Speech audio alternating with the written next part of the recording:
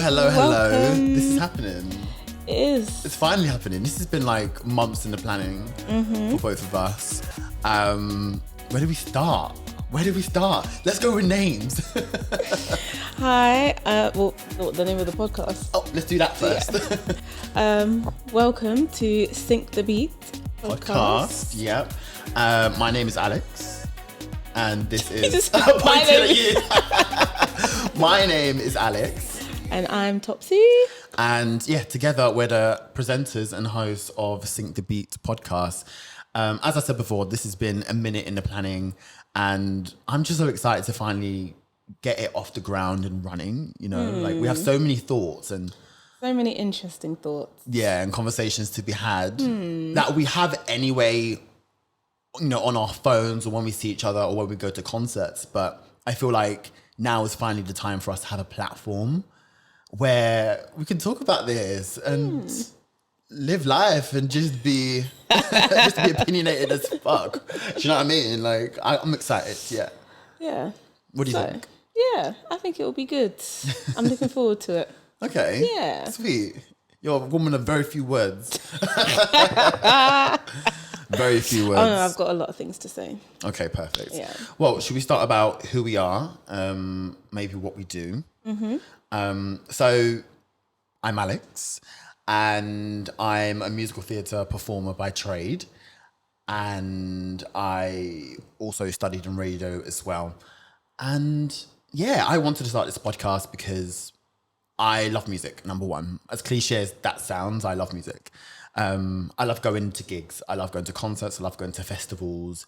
And it's just one of those kind of creative outlets that create me and allow me to be myself.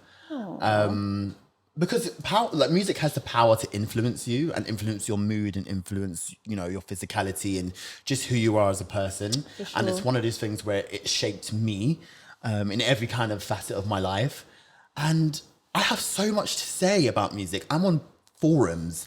I talk on forums about music and cuss artists out if their promo or their music isn't hitting. And now you're here, you can cuss them out on your podcast. Exactly, and on Twitter. I mean, not just cussing though, but obviously being, you know, opinionated, constructive criticism, and just even talking about it to big it up and to just to speak about it. I do it on Twitter. I do it on TikTok.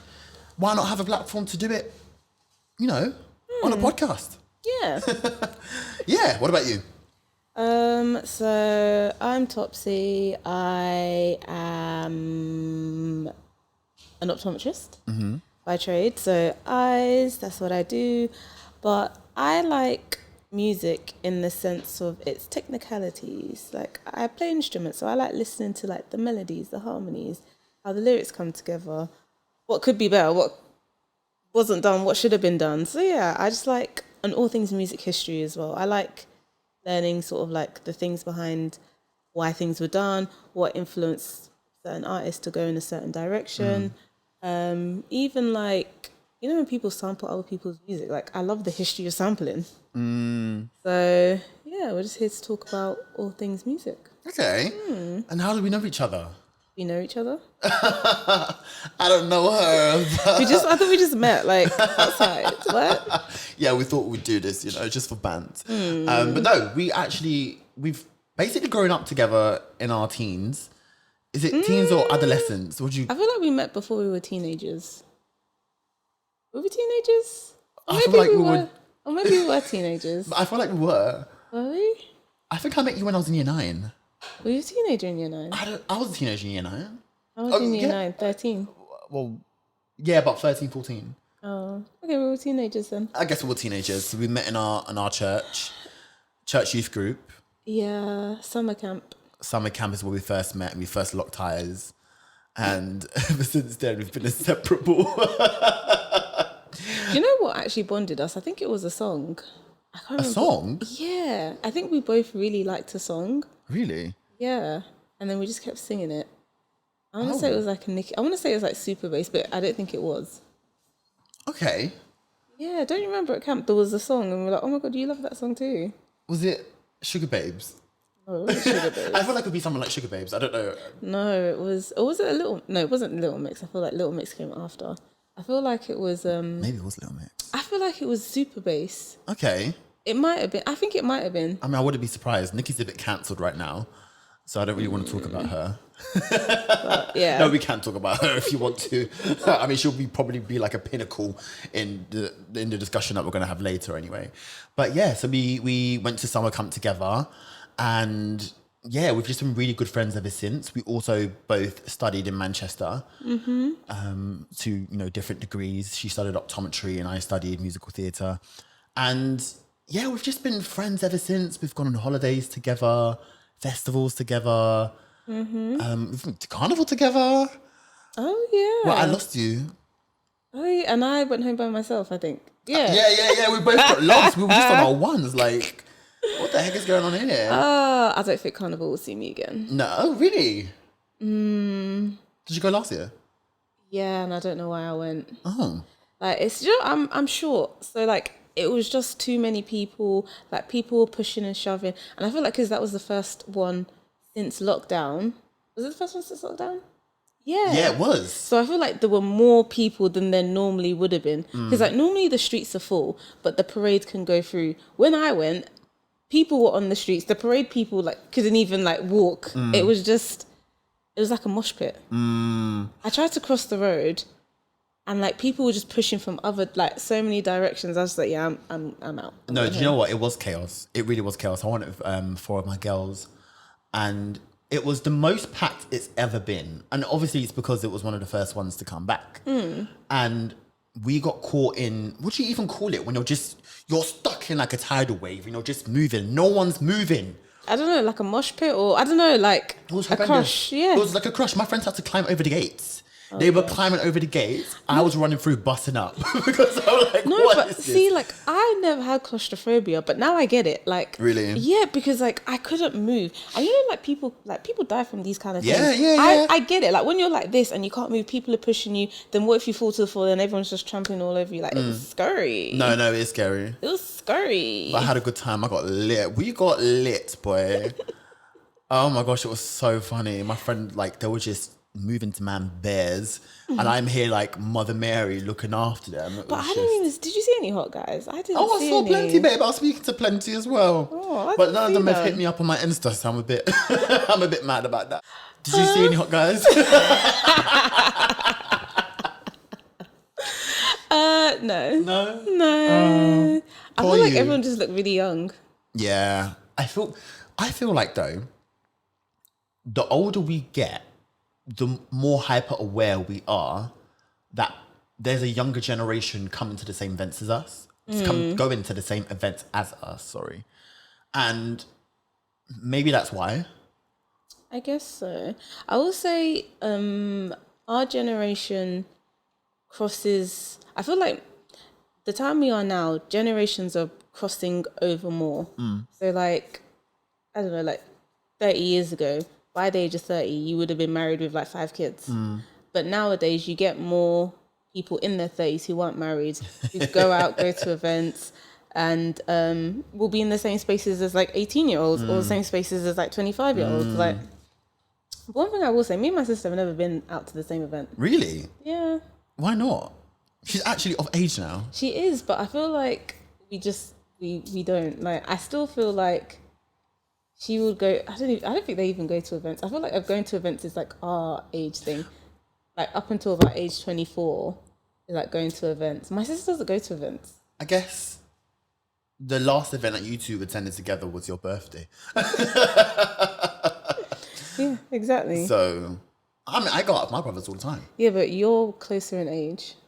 Not really. I mean, Yeah, you're. actually, yeah. There's like a with year couple of them. between. Yeah, Yeah, there's a between year three of you. There's a year between you all. Yeah, okay. So there's a year between my older one, 2 years between my younger one, and 6 years between my oldest one. Exactly, but you and your oldest brother aren't going to this club together, are you? Oh, I mean, We went to Box Park for my brother's 30th. No, but to be fair, you guys have been out together. Yeah, we go out all the time. We go to carnivals, not carnival. We go to festivals all the time together. Like, they're always there. We all But my just sister, like. yeah, that's what I'm saying. My siblings don't go to festivals. Maybe they do. We just don't go to the same ones. Or Well, maybe, you two need to become closer then. no, we are close, but she like. I've invited her to like the DLTs and the she recesses, don't and wanna she's go. like, no. Why? She said to me, she goes, "Well, I don't want to hang out with you old people." Oh wow. Yeah. I mean, But we're trendy. Are we? We're hip. I think the fact that we're saying we're trendy and hip means we're not trendy and Do you know hip. what though? I feel like the millennials of today, us, we're changing the game. We're not like the 30-year-olds. I mean, I'm 30 next year, but we're not like the 30-year-olds like they were back in the day. We're very different. We're very current. Yeah. We are the movement. It's influence in the music, which we're gonna get talking about because I don't know any 30-year-olds talking about you think you're the shit. You're not even a fart. Do you know what I mean? Like we don't sing about that. But how old is that girl? I'm sure she's about, I don't know, 20 something. How old is Ice Spice? Let's do a Google search because I actually don't know. Bars. You Bars think you the and shit? bars. What? You ain't even the fart. I mean, it's stay cute going for hard. TikTok. Why do you know it? Because I'm young and hip. I'm trying to big us up and then you're here singing. She's 24. She's 24. She was born in, oh my God, exactly 2000. So she's the beginning of Gen Z. Eek. She's the creator of Gen Z. I stay going hard. I can't stand the song personally. Really? You don't think it's bars? No. You think you the shit? You ain't even the fart. It's cute for like I stay going a hard. week. But the truth is, she could like the rest of the song doesn't bang. It's just that sentence. It's just that sentence. Yeah. And I saw a video of her performing the song live. She has no stage presence. No She stage just stands presence. around and it just shakes around. Just shakes your and bum. But that's not enticing. And there was But a that's lot of what they- people on that's what they Twitter cussing like. her. Yeah, that's what they like. Is that, I don't like that. But one thing I will say, yeah, nowadays anybody can. Okay, I'm not taking away from people's hard work and their talents and whatnot. But before you could be like a pop star, you'd have been in a boot camp. And then they would have either said, okay, you're a solo artist, you're going to be in this group, you were put together. Nowadays, upload a song on TikTok, if it trends, there you go, that's your career done. That is what sucks the most. I think a lot of artists need artist development. In order to be that girl, to be that boy, to be the it girl, to be the it boy, you need to come prepared. You need to come having practiced, having worked your butt off for this. Some of them don't even know how to... What's that girl, Summer Walker? Oh, yeah. When she first came out... She was just standing there like... First of all, she was always late to her shows, which is, again, disrespectful to your fans. Yeah. Then you'd now come out, perform 2-3 songs, then go off stage. And when you even are there performing your songs, you're not doing anything. I guess what we can respect is she does suffer with anxiety. So why is she going on tour then? and since then, she's never done another tour. Good. Oh, okay, she's never done another tour. No, she hasn't. Because... Well, she performed at Wireless. And people were like singing her songs back to her. Oh, that's cute. But you're an artist. Part of the artistry is performing. Or, like, if you're going to put on a tour and do shows, people expect a show. You expect a show, yeah. So that's my point. Like, no, like... I'm not saying she's a one-hit wonder. Like, she's not a one-hit wonder, but she just came out of nowhere. There was no artist development, so she never learned how to have a stage presence. She never got that confidence. So, back in the day, people would perform in the shopping centre, in the malls. Oh, yeah. Yeah. Fifth Harmony used to do that. Little Mix did that. Yeah, what happened to that? And that's how you get your confidence. So now when you're doing your tours and performing in front of thousands of people, it's a fun thing. Like, the crowd is enticed. It's so funny that we've just kind of entered this conversation because you know me, I'm a Twitter girl. And there was a conversation on Twitter exactly about what we're talking about right now, where people were saying, why don't people gain their fans or even practice performing to university students? Because did you see that? Yeah. In uni settings? Because number one, that's where you gain your fans. That's where you gain your diehard fans who will ride for you. Mm-hmm. Number two, I think that's the perfect place to also practice your craft. Practice to see what works with an audience and what doesn't. And then you amend and you change from there. Once you hit, let's say, the Brit Awards stage, or once you hit a bigger stage, a Coco Camden or whatever it may be, you're already in a position where you're about to eat because you've had this practice, Yeah. One thing I will say, the first time I heard of Stormzy was actually in uni. He came to Manchester. I think he came to Manchester. I think I saw him twice. When Shut Up was like... Oh, really? Yeah, I saw him perform. And that's what I was like, oh, like, who's this guy? He's pretty cool. And then who else? NSG used to go to different unis. Yeah, and they've got loyal fan bases. And when they, again, perform, they put on a show. Whereas all these all these young ones coming up. It just come up from TikTok. There's a song that I actually love from NSG. It's Tonight featuring LaBianca. Tonight, I'm just fine. Come on, let me do the talking, baby. And I never used to be a big fan of NSG. I'm not gonna lie to you. Like they weren't on my radar. No, they've got a lot of bangers. They've got bangers. Yeah. Like if they've got a tour or like a show coming up. # make Afro Swing great again. No, but they were the era of Afro Swing. Them, One Ason, what's his name? The other boy. You know more about this than I do because this was in your radar. I came into black music quite late. But it's funny because what I mean by that is me actively listening to it as opposed to passively listening to it. Or you'd know, obviously I went to a predominantly white drama school in Manchester, and you went to University of Manchester where it was a diverse roster. Yeah. It was diverse, but there weren't many black people. But there were more black people than I had. Okay, yeah. And you know that because there was like 4. Exactly. In your class. There was 6 of us. Oh, in total? Like everyone? Yeah. So including them, so it will be like 6 of us in my year. And you'd know that when I go out with you, Shanti, Siviano, all of them, man, we'd go to R&B clubs. And that's when I'd, actively listen to R&B. When I'm away from that... Oh, God, going out with your drama school friends. Oh, my God. They love a pop. Oh, we're halfway there. Oh. That's not pop, but okay. Okay, but not pop, but as in like rock, pop, rock, all of that indie. They all the classics. But that's what made me love it. Yeah, but do you know what? Those nights out are fun. Yeah, I do miss a pop night out. I haven't had one of those in a long time. Maybe we should do one. Maybe we should do one soon. I don't know. What do you mean? I don't know. I've been to DLT recess everywhere with you all last year. We've been out. I think it's nice to have different genres that you can go out and listen to and enjoy. No, that is true. But not everybody likes that kind of stuff. But yeah. Okay, so talking about you sort of being introduced to quote black music, because again, music doesn't really have a colour or race. Nope. When did you first start to love like R&B music? Over the past couple of years.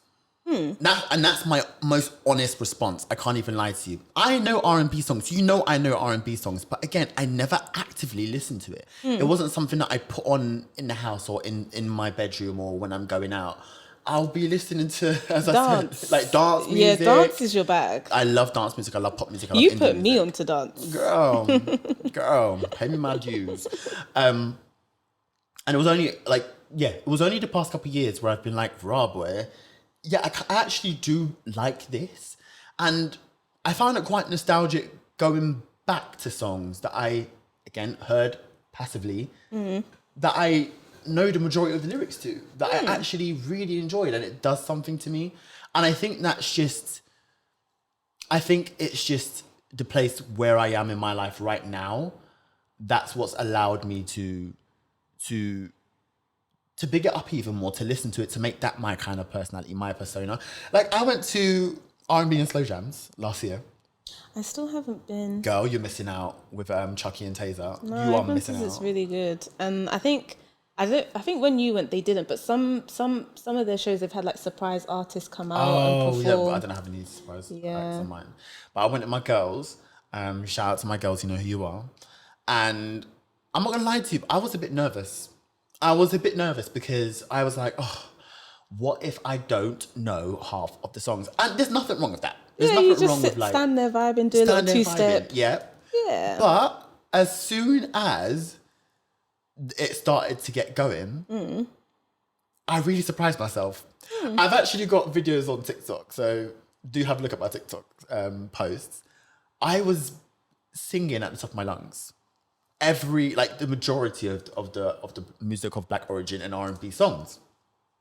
And I had the best time. It was like a release. Like, Alex, you're here now. Like, yes, you've been knowing these songs, Alex, but yeah, I just needed to grow. And I guess you're a product of your environment. As I said before, it was a culture shock from going from a predominantly black area where we grew up in Newham to go into uni where it's predominantly white. You know, you are a product of your environment. So coming back to London and rediscovering that all over again was such a shock. But yeah, shout out to R&B and slow jams. What a vibe. I'm going to take you next time. Honestly, and the man there as well. But anyway, moving on from that. I mean, what about you though? Because you've always enjoyed. Oh, R&B is my bag. Yeah. I like the traditional R&B from the early 2000s, late 90s. We don't have that kind of music anymore, which is sad. And how do you mean? Explain more. Okay. Can you pay my bills? Can you pay my telephone bills? Now we have you ain't even no. What was it? Your shit that stick. You aren't even a fart. Hands on your knees. She dead ass for Drake. No, she dead ass for me. Like it's the wordplay. Like people don't do wordplay like they used to back in the day. People don't sing about their heartbreaks, their loves, their yearnings. It's hands on your knees, shake that ass for Which Drake. is good for now, which is good for a hype moment. But in 20 years' time... But we're still dancing to Can You Pay My Bills? Could you pay my telephone bills? Exactly, you know. It transcends soul to soul, time. all of that, yeah. So, Emotions, Destiny's Child, Eternal, do you know Vogue. what was funny? I was on Instagram the other day and there was this video of like these like kids in like primary school. They couldn't have been more than 10 years old. I know what you're talking about. And they were singing Keisha Cole. Love, never knew when I was missing tune. Yeah. I loved it. I was literally grinning from ear to ear. Like we don't have like that era needs to come back. Like we don't have songs like that. Like wholesome classics. And what's mad is a lot of those songs, they will talk about dirty shit as well. Yeah, of course. But again, the wordplay. Because when you're young, you don't really deep it. Then as you get older, it kind of brings a whole new meaning, and you're like, ooh, you actually nasty. Ooh. Like, I also want to hear people yearning, beg for your man or your girl. I want you to beg. Yeah. For my love. No, it's none of this fuck bitches, get hoes, get money. I'm bored of it. How is R&B perceived in the UK? Why doesn't it chart as much as any other genre? Because in America, R&B is respected. It's massive. We have Usher at the recording of this podcast performing at the Super Bowl. We've had Beyonce do it. We've had Bruno Mars do it. We've had Rihanna do it. Why? I can't think of any equivalent in the UK where an R&B star, a UK R&B star, has a platform to do that. It isn't really respected here. Why do you think that is? Well, if we cast our minds back, R&B stands for rhythm and blues. It originated in America. In the 1940s. And it originated with the black community. So I guess it has its origins there. Fair. But it has, like, in different countries, you will have R&B artists. But yeah, for some reason in the UK, it just doesn't... Like, we have R&B, we have artists that sing R&B, but they don't really have the same regard, or they're not held in the same regard as the ones in America. Like, for example, we've got, like, Mahalia, got good songs. We've got... Who else? Like, I don't know. Like, a lot of people do R&B in this country, but it's the pop. It's not big. And in the black community, it's rap and grime music that kind of do well. That take off. Yeah, rap and grime. I mean, the only person you mentioned was Mahalia. This is why I had to write it down. And I'm going to read you a list of actual R&B artists in the UK that they're not charting as much as other artists in this country. So let me just feed it back to you. We have Georgia Smith, we have Sinead Harnett, Mahalia, LMA, Sampha. Does Georgia Quabs. Smith count as R&B? I feel like she's very like versatile. Neo, like soul kind of. But R&B is for me. It's an umbrella of sounds. Obviously, it means rhythm and blues. Now, rhythm and blues derived from ragtime music, folk music, swing music. Jazz music, especially soul. See, I think they and then I think the problem is they now group, like, if you're black and you sing whatever that kind of genre is, they just kind of group it under R&B. I feel like soul and R&B are quite different. So just touching on that, also, do you feel like if you are a black artist that doesn't make black R&B. music or R&B music, you are considered R&B. Now this happened to definitely. Rachel Chinariri. Do you know who Rachel Chinariri is? No. She has incredible indie hits such as All I Ever Asked, Maybe I'm Lonely, and I saw her with my friend last year. Incredible artist. Now she's an indie artist. Like indie boots down. You listen to her music and it is indie.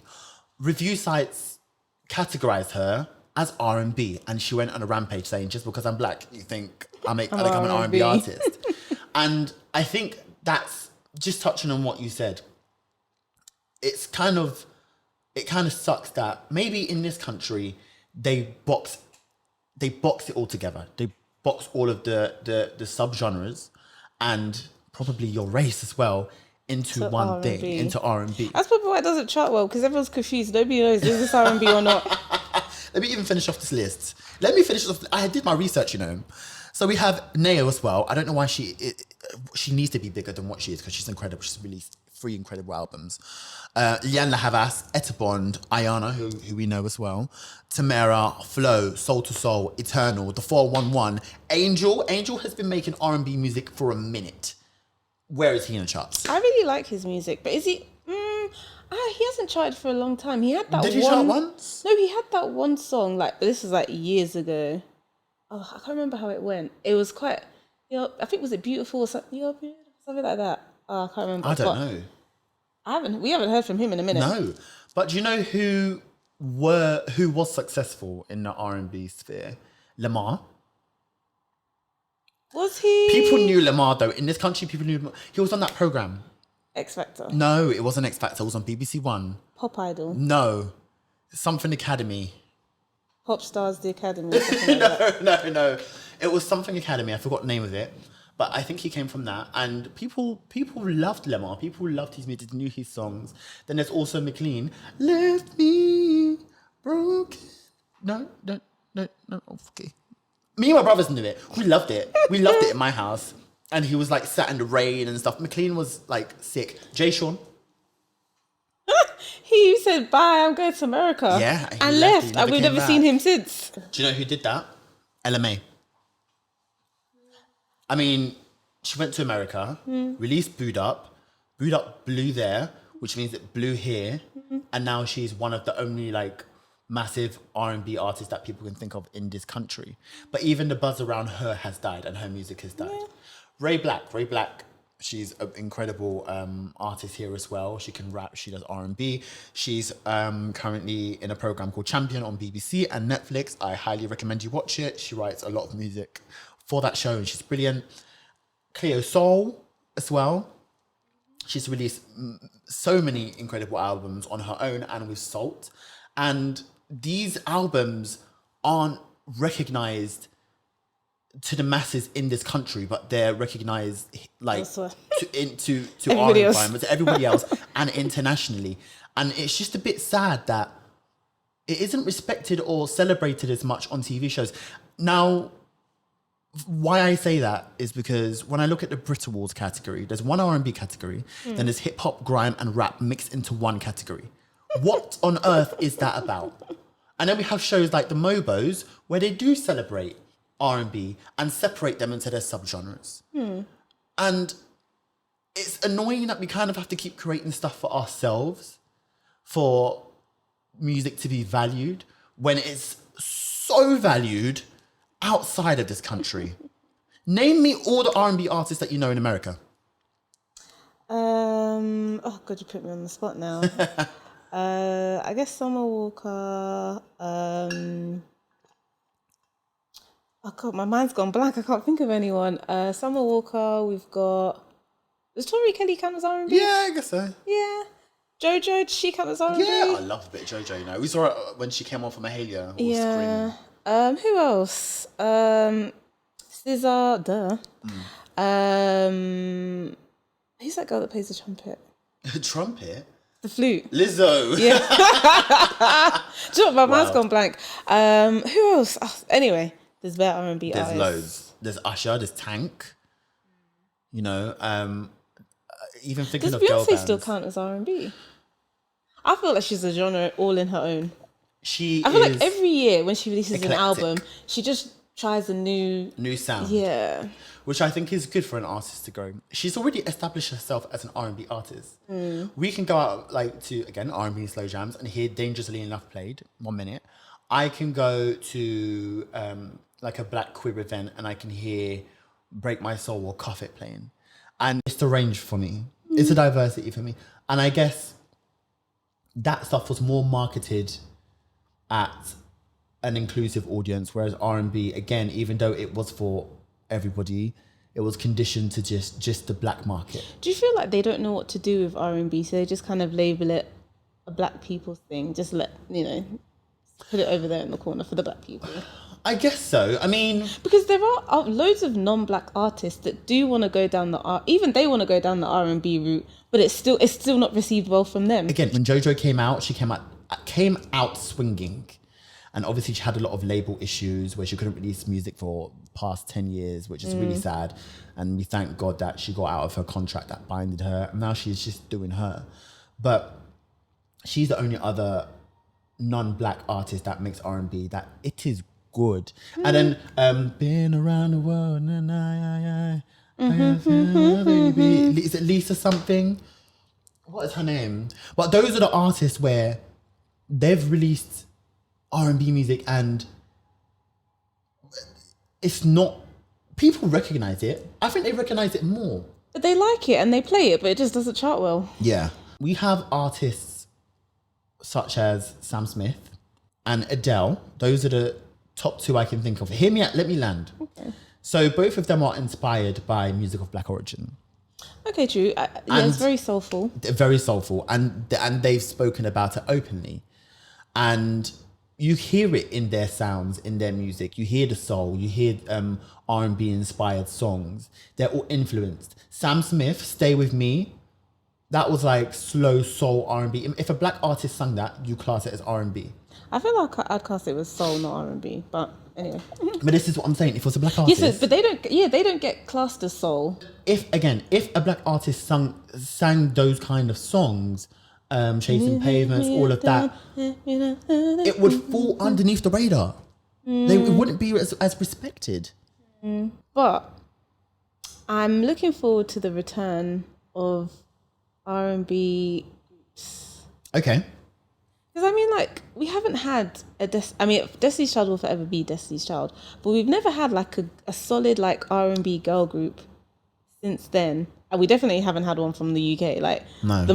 We had the Spice Girls. I mean, that's all we've got, the Spice Girls. And I feel like their album that Holler came from, Wanna Make You Holler, that's R&B boots down. Tuna, absolute tune. But there's no one out that there is rival Destiny's Child. Okay, yeah, there is. Go ahead. I don't know if they can rival that. Well, I mean, let's not put them in a box. I feel like Flo has a lot of potential. I really see like them doing well. Like they're going back to like the traditional R&B, like the girl group, like the lyrics, even like the dance, synchronized dance steps, the layering, the choreography, and they do sing very well together. I will give them that. They're still young though, so there's still growth. I feel a butt coming. No, but I'm excited. I want them to blow. Like Cardboard Box was everywhere. Iconic everywhere, yeah. But did it chart? It charted number 76. But that's still in the top 100. So at the time of recording this podcast, I actually did some research and I looked at the current top 100 official UK charts. And I went through to see if there were any R&B songs that charted. Take your guess of how many songs you think of R&B origin charted in the top 100. 3. And I love how you said R&B origin because it's probably like R&B inspired. Yeah. But maybe like it can be whatever. Yeah, it's an umbrella. It's an umbrella. That's what I would say. 3. 3? Is that your final answer? Yeah. Baby girl, that was 0. That was even me being optimistic. Wow. I was dumbfounded. I'm not going to lie to you. I was dumbfounded. But then I'm not surprised. I'm going to bring it back to the Brits and the Mobos. The Brits mainly focuses and publicizes on pop music. On pop, on grime, on, I even say drill. I'm sure there were some drill artists performing last year. And dance music. It's only recently they've included dance music. Dance music wasn't its own genre until about a couple of years ago. That Becky Hill wins all the time. And I love that for her because I love me some Becky Hill. But R&B only has just one genre, best UK R&B artist. Also, which I found quite interesting, is they have now pushed Ray as the new R&B girl, the new UK R&B girl. Yeah, what happened to Georgia Smith? They don't like her no more. You tell me. She was the it girl a minute ago. Well, you tell me. She was on featuring on everyone's songs. As I said, she's now being marketed and pushed as the new R&B girl. Her album, 21st Century... Is it 21st Century Blues? Ray's album. Did you listen to it? It has songs like Escapism on it. What did you think of Escapism? And listen to it. But you know it. I don't think so. You do know it though. Sing it to me. And a sip of champagne. Oh. Have mercy on me. Doctor. But that again, like, these songs aren't giving me R&B. I don't like. I wouldn't put that song as an R&B song. This is what I feel like people are confusing what R&B is. I feel like when they just see a black artist, they just say, okay, it's R&B. But is it R&B? I feel like it's very British. It's actually quite a British song. UK R&B. Because again, I'm gonna bring up Mahalia. They classify that as UK R&B, but I find it's annoying that they just say they attach the UK to this. Like the UK bigs these artists up anyway. They don't. They don't. No. If you bring Usher, you bring SZA to this country, they will sell out the O2 Arena. And they're not saying, oh, it's American R&B. Exactly. But then our homegrown artists can't even do that. They will only sell out smaller venues. The Apollo, the Eventim Apollo, O2 Academy. Yeah, not the O2 why Arena. Can't they sell out their own country? Because it's not like we're asking them to go to America and sell out, I don't know, the whatever stadiums they got over there. Like, they can't even sell out in their own hometown. Meanwhile, like in America, like they really support their home. Like, if you go back to your home state or your hometown where you're from, like they shut it down. But they can't even shut down one show. Sad. Ayana, she's obviously from Ends as well, but she's doing bits in America and is signed to LVRN, who Summer Walker was also signed to. And she's doing bits over there. Her R&B music is popping and she's more international than seen as a UK artist, which I absolutely love for you, girl. So big up Ayana. Tamara. I saw Tamara a couple of years ago when I broke my foot. People showed up and showed out for her. And people were singing her lyrics back to her, singing with her. And this was a good 2-3 years ago now. There's no elevation beyond that in this country.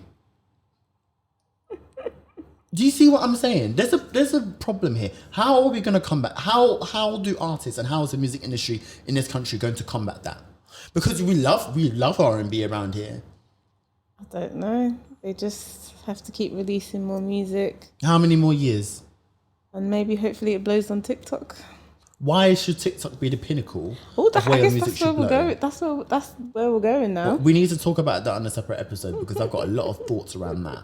I'm going to read out some comments that I sent around to some people based on the topic that we're speaking about right now. And this is what one person said. SZA, Kalani, Summer Walker are all quite big here. They can do sellout tours, but artists like Tamara, Bella, Georgia Smith, not really, which I agree with. The headline acts of Wireless in recent years are all stateside. Yeah. They're not homegrown here. We have Doja Cat headlining Wireless this year. Yeah. Nicki Minaj. I mean, obviously she's rap. We had Summer Walker. We had SZA in recent years. But the main acts aren't even British. Another person said, I think Britain doesn't really mess with black things unless it's grime. And even that took a while to get it to where it is today. R&B is always seen as an American thing. Word. What are you listening to right now? Ice Spice, I'm joking. What am I listening to?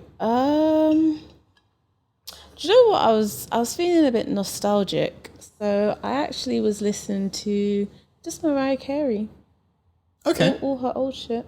All right. Yeah, I was just feeling like I wanted to listen to some. And again, what does she count as? R&B, pop? I don't know. I've Both. always seen her as R&B. But she makes popular music. But then again, pop changes. That is a genre. That's an umbrella as well. Popular Yeah. music can be commercial, can be R&B. Yeah. It can be anything that's popping at the time. But I feel like she's got ballads, she's got pop, she's got R&B. I love her ballads. So yeah, I was just listening to a little bit of Mariah Carey, really. Yeah, just put on a playlist and just jamming along to it. Okay. Yeah. I love her song Visions of Love. Have you heard of it?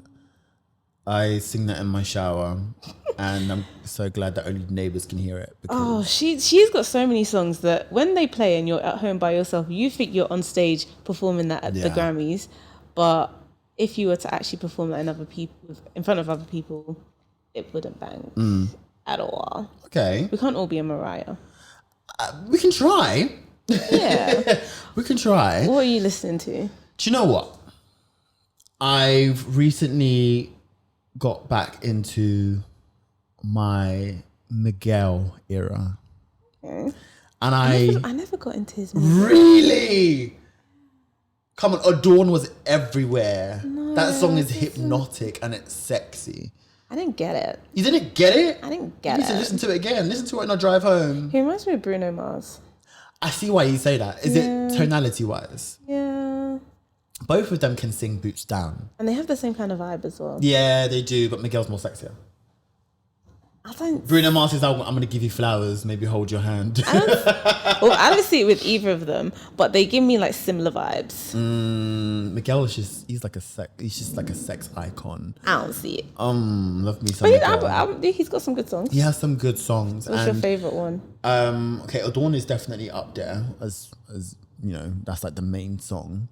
But his whole album, Kaleidoscope Dream in general, chef's kiss.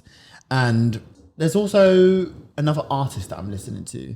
Yep. She's called Jazzy. She's just released her new single called Shooting Star. And it just gives me such a throwback deep house vibe. It's very nostalgic. It feels like she's been here.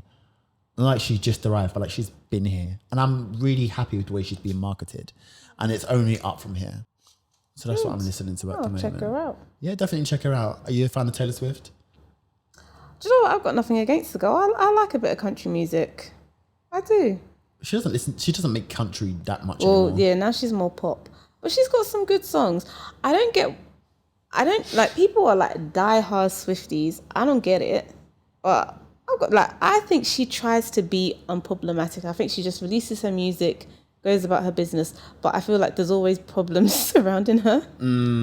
Because she's not like, I don't think she's one of those it girls that always wants to be like talked about, but I think people just talk about her. I do think she does try to mind her own business. She does support people, but again, people like, you find her cringy, right? Not cringy, I find her annoying. I think it's just because... But I genuinely think that's her. So like at the Grammys, she was like standing up and clapping for everyone. I don't know if you saw that. Right, I did see it. I think that's genuinely her. I think she's performing. I think that's her personality. I think she's putting it on. I don't think so. I think that's her. And I don't think she deserves to win Album of the Year. Over SZA. SOS, that album, was everywhere. Everyone was listening to it. And it wasn't just marketed to one audience. It was for everybody. When I went to SZA's tour in the O2 Arena. There were a lot of non-black people that knew 20 times more lyrics than I did. And I loved seeing it. I agree. Do you know what they need to do? They need to vote for Beyonce to win Album of the Year because they snubbed her 4 times. She deserved it for each album. I didn't like her recent one though. Self-titled, Renaissance, and Lemonade. Lemonade, amazing. Deserved. No, Lemonade was like a film. not just the videography of it, but the actual like the way the songs progressed. It was like a film. She was telling the story. But Renaissance, not a bit of me. How do you think R&B in the UK can be bigger than what it is and more recognised? People need to support in it. Okay. And we need more R&B artists. Like, I feel like there's a lot of people that want to go into that genre, but then they then get pushed elsewhere. Because Little Mix did that. Their second album, Salute, was more R&B focused, and it was one of their worst selling albums. LM5, their fifth album, that was also heavily R&B influenced, and it didn't do as well as their previous albums. They released pop albums, and it's massive. Yeah. You know? And they're not pop people. That's not what they love to make, but that's what they were pushed towards. So yeah, like, we need to, when R&B artists make R&B music, we need to listen to it and support it. Otherwise, there's not going to be more R&B artists, is there? Okay. Yeah. Cute. What do you think?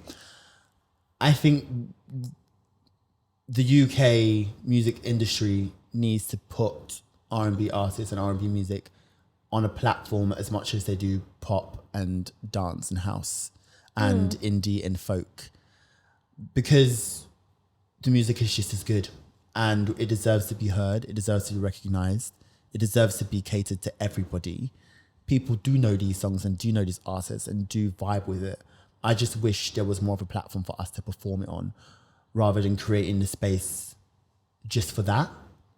I want to see more on BBC, on ITV, on the Brit Awards, on The Voice, on X Factor. I want to see more. It's not really marketed well, is it? I just think they don't know how to market it. Yeah. Even like in the background of songs, like when Love Island's on, you know, they play the little like intros. Yeah. They're throwing in an R&B song. You know, they do that only when there's Black Highlanders on there. Yep, and that's another topic for another day. But yeah, I guess this comes to the end of the first episode of Sync the Beat. Yeah. Follow us on our socials. Sync the Beat. At Sync the Beat Pod. On TikTok and Instagram. I would say Twitter, but we don't have a Twitter. We don't have a Twitter, and I'm sorry. And I don't know if we're going to tweet. Sorry about that. But yeah, and also follow us on our separate handles. Mine is at Alex Okawa, ALEXOKOA. At Topsy, ARATOPSI. Okay, signing out. See you later.